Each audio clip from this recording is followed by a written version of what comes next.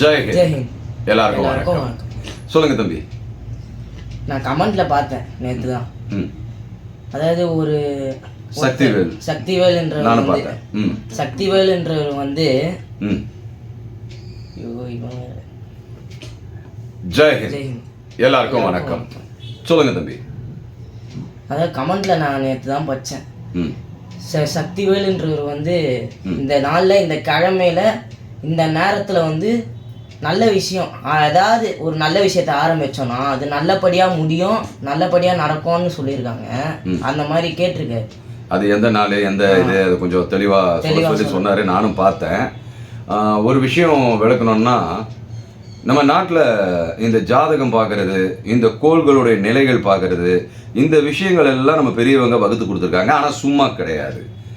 பலவித ஆராய்ச்சிகள், பல விதத்தில் ஆராய்ச்சி, வான் சாஸ்திரமாக இருந்தாலும் ஜோதிட சாஸ்திரமாக இருந்தாலும் எல்லா விஷயத்தையும் ஆராய்ஞ்சி அந்த ஒரு குறிப்பிட்ட ஆளுக்கு இந்த நேரத்தில் பிறந்திருக்கான், இந்த நேரத்தில் இந்த நட்சத்திரங்கள்லாம் இங்கே இருக்கும்போது பிறந்திருக்கான், அவனுக்கு என்னென்ன நிகழுதுன்னு அவனை மாதிரி இல்லாமல் ஆயிரக்கணக்கான பேரை பரிசோதனை பண்ணி அதுக்கப்புறம்லாம் வந்தது தான், தெளிவடைஞ்சது தான் நம்மளுடைய ஜோதிட சாஸ்திரம் ப்ளஸ் வான் சாஸ்திரம். இதெல்லாம் இன்னொரு விஷயம் பார்த்தீங்கன்னா, சயின்ஸ், மாடர்ன் சயின்ஸ் வளர்ந்தது இப்போதான். அதுவும் ஒரு 100 வருட காலமாக தான் பயங்கர பிரம்மாண்ட வளர்ச்சி. ஆனால் நாம் பலாயிரக்கணக்கான வருஷங்கள் அதெல்லாம் குறிப்பிட்டு சொல்ல முடியாது. அந்த சமயத்திலேயே நம்ம வானியலாளர்கள் 9 கோள்களை சொல்லிட்டாங்க. சூரியனை சுற்றி 9 கோள்கள் குடும்பமாக இருக்கு, இது போல பலது இருக்குன்னு அப்பயே முன்னாடியே சொல்லிட்டாங்க. அதுக்கு பேரும் வச்சாங்க. செவ்வாய் கிரகம், வியாழன், இந்த மாதிரியான பேர்கள் வச்சு அந்த பேரை தான் நாட்களுக்கும் வச்சாங்க. இதில் முக்கியமாக செயல்படுறது பார்த்தீங்கன்னா 7 நாட்கள் 7 கிழமைகள் வரும். இன்னொன்று 2 பார்த்தீங்கன்னா நிழல் கிரகமாக இருக்கும். அது ராகு கேது. அதை நாட்களாக போடலை இவங்க, ஓகேவா? ஆனால் ஒவ்வொரு நாளும் ஒரு 1.5 மணி நேரம் ராகு காலம், யமகண்டம்னு அதுக்கு ஒரு நேரத்தை பிரித்து கொடுத்தாங்க. ஸோ இது போல் வகைப்படுத்தி அவங்க ஆராய்ச்சி பண்ணி பிரித்து கொடுத்துருக்காங்க. இன்னைக்கு சயின்ஸும் அதை ஊர்ஜிதப்படுத்துது. அது நியாயமான ஒரு விஷயம்னு அவங்களும் கண்டுபிடிச்சிருக்காங்க. ஸோ அதில் நமக்கு எந்த அளவுக்கும் எல்லளவுக்கும் சந்தேகமே இருக்கக்கூடாது. இன்னொன்று பார்த்தீங்கன்னா, பெரியவங்க சொல்கிறத நம்ம ஆராய வேண்டிய அவசியமே கிடையாது. காரணம், அவங்க எல்லாம் ஆராய்ச்சி பண்ணி பார்த்துட்டு நம்மக்கிட்ட கொடுத்துட்டாங்க, ஓகேவா? ஓகே, இதோட நிறுத்திப்போம். நம்புறதும் நம்பாததும் அவங்க கையில் இருக்குது. திங்கட்கிழமைன்னு வாங்க. திங்கட்கிழமைன்றது வந்து உங்களுக்கு சிவனை பொறுத்த விஷயம். திங்கள்ன்றது வந்து நம்ம சந்திரனை குறிக்கும். செவ்வாய் என்பது செவ்வாய் கிரகத்தை, செவ்வாய் பகவானை குறிக்கும். புதன் என்பது புதன் கிரகத்தை. வியாழன் என்பது குரு கிரகத்தை, வியாழ கிரகத்தை. வெள்ளி என்பது சுக்கிர கிரகத்தை. சனி என்பது சனி கிரகம். ஞாயிறு என்பது சூரியன். இது போல நமக்கு கொடுத்துட்டாங்க.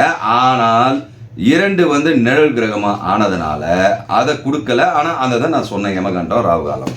சரி, ஓகே. இப்போ இந்த கிழமையில என்னென்ன செய்யலான்றத சொல்றேன். திங்கட்கிழமை உங்களுக்கு சிவனை வழிபடுன்னு வாங்க. செவ்வாய்க்கிழமையில முருகனை வழிபடுன்னு வாங்க. அதுபோல ஒவ்வொரு புதன்கிழமை விஷ்ணு, வியாழக்கிழமை குரு பகவான், வெள்ளிக்கிழமையில வந்து மகாலட்சுமி, சுக்கிர பகவான் இருக்கிறதுனால, அண்ட் தென் சனிக்கிழமை பெருமாளை சேவிங்கன்னு வாங்க, அதாவது நாராயணன். அப்புறம் ஞாயிற்றுக்கிழமையில சூரிய பகவானை வழிபடுன்னு இந்த மாதிரி நமக்கு பிரித்து கொடுத்தாங்க. சரி, அந்தந்த தேவதைகள் அது இதுன்னு போனால் கூட 1008 கேள்விகள் வரும், இந்த இதுவா அதுவான்னு. அதனால் அதுக்கு நம்ம விளக்கம் கொடுத்தா நம்ம ஜனங்களும் பார்க்க மாட்டாங்க, உட்காந்து நம்ம வீடியோ நேரமும் போயிடும்.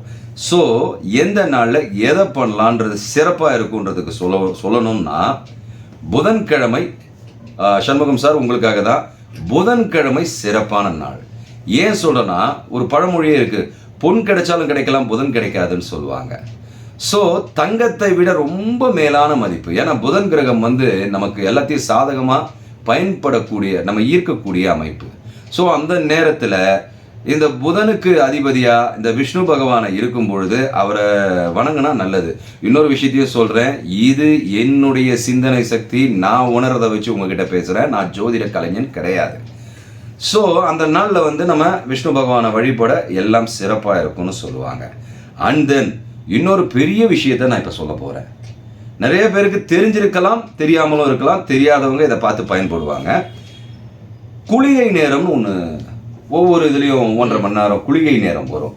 காலையில் 6, 7:30 வரும் ஒரு சமயம் 11, 12 வரைக்கும் வரும். இந்த மாதிரி 1.5 மணி நேரம் அந்த குளிகை நேரம்னு சொல்லுவாங்க. இந்த குளிகை நேரத்தை நான் சொல்ல போகிறேன், அதை நல்லா கவனமாக கேட்டுக்கங்க. குளிகை என்பது சனியின் மகன். ஸோ அவனும் ஒரு நிழல் போன்றவன் தான். ஆனால் அவன் செய்யக்கூடியது எல்லாமே டபுள் மடங்கு வளரும். அவனை நம்ம அந்த சமயத்தில் பண்ணும்பொழுது குளிகை நேரத்தில் நீங்கள் செய்கிற எல்லா செயல்களும் டபுள் மடங்கு வளரும். ஸோ இந்த குளிகை நேரத்தில் கெட்டதை நம்ம செஞ்சிடக்கூடாது. நல்லா குறித்து வச்சுக்கோங்க. நீங்கள் இந்த நாளில் நல்லது தொடங்கலாமா, அந்த நாளில் நல்லது தொடங்கலாமான்னு கேட்குறத விட ஒவ்வொரு நாளும் நல்லதை தொடங்க வேண்டும் என்றால் இந்த குளிகை நேரத்தில் தொடங்குங்கள். விருத்தியாகும், வளர்ந்துக்கிட்டே போகும். நீங்கள் நல்லதை செய்யும் பொழுது வளர்ந்துக்கிட்டே போகும். ஆனால் இந்த குளிகை நாளில் தீமையானது எதையும் செஞ்சிடக்கூடாது. அதுவும் டபுள் மடங்கு வளரும். தீமைனா என்ன? நமக்கு பாரம் கொடுக்கறதெல்லாம் தீமை தான். இப்போ கடன் வாங்குகிறோம், கடன் வாங்கும் பொழுது அது நமக்கு பாரம் கொடுக்கக்கூடியது தான், திருப்பி கொடுக்க போகிறோம். ஆனால் வட்டியும் முதலமாக கொடுக்கணும். சரி, ஏதோ ஒரு சமயத்துக்கு கடன் வாங்கி தான் ஆகணும். எல்லாருக்கும் அந்த பிரச்சனை இருக்குது, நாட்டுக்கே இருக்குது. அந்த சமயத்தில் நம்ம கஷ்டப்படும் பொழுது ஒரு பண உதவி, இது எவனோ ஒருத்தன் கடன் கொடுக்குறான்னும் போது அவங்ககிட்ட வாங்குகிறோம், வட்டியோடு கொடுக்குறோம். ஆனால் நல்லா கவனிங்க, இந்த குளிகை நேரமாக இருக்கும் பொழுது கடன் வாங்கிடாதீங்க. இதுவும் உங்களுக்கு வளர ஆரம்பிக்கும். நீங்கள் திரும்ப திரும்ப கடன்ற விஷயத்தில் சிக்க ஆரம்பிப்பீங்க. நகையை வைக்கிறதோ இதுவோ எந்த இதையும் குளிகை நேரத்தில் பண்ணாதீங்க. அது உங்களுக்கு டபுளாக வளர்ந்துட்டு போயிடும். அதனால தான் தீமைகளை குளிகை நேரத்தில் பண்ணக்கூடாது. அதனால தான் ஈமக்கிரைகள்லாம் கூட குளிகை நேரத்தில் பண்ண மாட்டாங்க. தவசம் கொடுக்கறத குளிகை நேரத்தில் பண்ண மாட்டாங்க. கெட்ட செயல்கள், அதாவது நமக்கு வேண்டாத செயல்கள், இதெல்லாம் வளரக்கூடாதுன்னு நினைக்கிற செயல்கள் எல்லாம் குளிகை நேரத்தில் பண்ண மாட்டாங்க. ஆனால் இந்த குளிகை நேரத்தில் நீங்கள் செய்கிற நல்லது எல்லாமே பன்மடங்காக வளரும். உதாரணத்துக்கு நீங்கள் அன்றைக்கி நகை வாங்கலாம். அந்த நேரத்தில் யாருக்கிட்டையா சம்பளத்தை அன்றைக்கி வந்துச்சுன்னா இன்னும் நல்லது, பல மடங்கு வளர ஆரம்பிக்கும். இதுபோல் எல்லாமே உங்களுக்கு மல்டிப்ளை ஆகிட்டு போயிட்டே இருக்கும். அதனால் குளிகை நேரன்றதை மட்டும் நல்லா மனசில் குறித்து வச்சுக்கோங்க. ஒவ்வொரு நாளும் கேலண்டரை பார்க்கும்போது குளிகை எந்த சமயம்னு பார்த்துட்டு அந்த குளிகை நேரத்தில் நீங்கள் செய்கிற நல்ல காரியங்கள்லாம் பண்ணுங்கள். அதே சமயத்தில் நீங்கள் கடன் கொடுக்கறதையும் குளிகை நேரத்தில் கொடுக்கலாம். குளிகை நேரத்தில் கடன் கொடுத்தா சீக்கிரமாக கடனை நம்ம அடைச்சி முடிச்சிடுவோம். ஸோ இந்த குளிகை நேரம் பார்க்கணும். அதே சமயத்தில் இன்னொரு விஷயமும் சொல்லித்தரேன். ஹோரைன்னு சொல்லுவாங்க. ஒவ்வொரு நீங்கள் ஒரு ஆப்பை ஓப்பன் பண்ணிக்கோங்க. அதில் ஹோரைன்னு போடுங்க. டேட் கேலண்டர்லேயே போட்டிருப்பாங்க. இந்த ஹோரைகளில் வந்து குரு ஹோரை, சுக்கிர ஹோரை, இந்த மாதிரி ஹோரைகள் கொடுத்துருப்பாங்க.